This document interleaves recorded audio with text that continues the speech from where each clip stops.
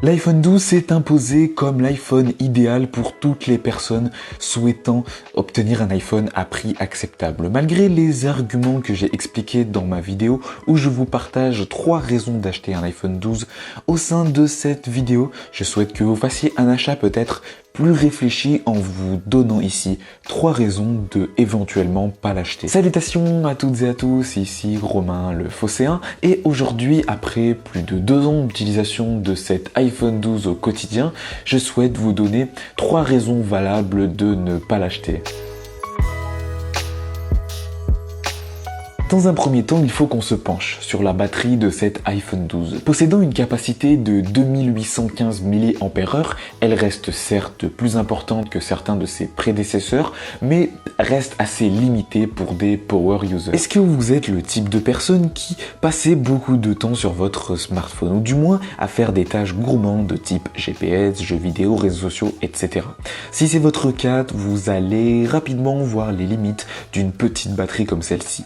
Malgré une bonne optimisation pour un usage moyen, lorsque vous demandez des usages plus appuyés sur votre iPhone 12 pendant des heures de suite, il ne sera pas en capacité de vous tenir la journée. Ce que je veux vous dire à travers cela, c'est que si vous êtes quelqu'un qui avait des usages gourmands réguliers, il est clair que l'iPhone 12, sur le moyen terme, il va vous frustrer. Maintenant, attention, c'est loin d'être le pire iPhone en autonomie, et si vous vous équipez d'une batterie externe MagSafe par exemple, ou encore de 2 supports de charge, l'un dans votre voiture et l'autre directement chez vous, vous pourrez gommer ces quelques frustrations.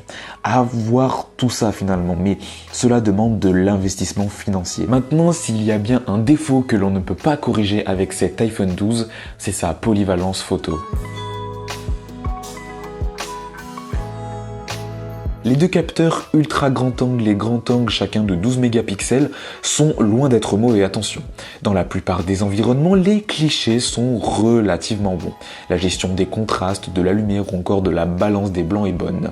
Maintenant, pour ce tarif, il est clair qu'il est assez dommage de ne pas avoir un téléobjectif par exemple. Pourquoi je dis ça? Car si vous aimez voyager, vous allez voir des concerts régulièrement ou ce genre de choses, un iPhone 12 avec sa polyvalence plus que moyenne peut vous décevoir. En termes de qualité pure, il est clair que l'iPhone 12 pour moi est largement au rendez-vous. Maintenant, c'est vrai que au niveau de sa polyvalence, il y a de vraies limites en termes de possibilités photographiques. En fait, dépendant de vos usages, il faudra plutôt partir sur une version pro de l'iPhone, peut-être un iPhone 12 Pro par exemple, plutôt qu'un iPhone 12 classique. Bon, après c'est à vous de faire le choix final, puis après entre nous, il reste aujourd'hui très honnête en termes de photos et surtout vidéo.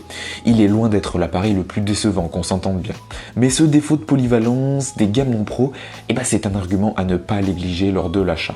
Comme le 3e argument finalement qui concerne la recharge. Si vous souhaitez avoir de la véritable charge rapide sur votre iPhone 12 et même plus généralement sur des iPhones, c'est vrai que ce ne sont peut-être pas les bons candidats à cela. En filaire, comptez jusqu'à 20 watts maximum et en sans fil ce sera 5 watts de moins.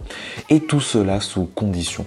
Sans rentrer dans des détails et en grossissant le trait volontairement, il faudra passer par des produits Apple pour obtenir une charge vraiment rapide. Sans cela, la vitesse de charge peut baisser drastiquement, notamment en sans fil, avec du 7,5 watts maximum. C'est tellement peu. Déjà, la pratique d'Apple reste clairement critiquable, et puis même si vous n'adoptez pas une routine de charge nocturne, ça peut être aussi un point qui, je pense, est handicapant. En fait, ce que j'ai envie de vous dire, c'est à vous de voir en fonction de vos habitudes, si ce point de recharge assez lente vous dérange. D'ailleurs, avant de conclure cette petite vidéo, il faut savoir qu'Apple propose un écran 60 Hz sur cet iPhone. Certes, c'est de l'OLED, superbement calibré, moi je le trouve vraiment bien, mais je sais que pour certains le 60 Hz c'est un point dérangeant, donc il fallait que je l'évoque rapidement dans cette vidéo. Maintenant, l'iPhone 12 reste avant tout un très bon rapport qualité-prix chez Apple, et malgré les quelques défauts que j'ai cités jusqu'ici, c'est un beau produit avec de nombreuses qualités.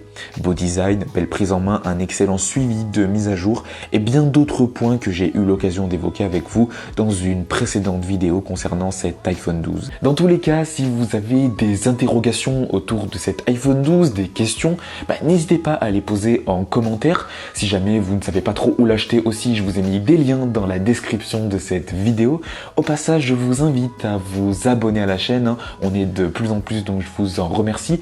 Si cette vidéo vous a aidé, n'hésitez pas à mettre le petit like, hein, ça fait toujours plaisir.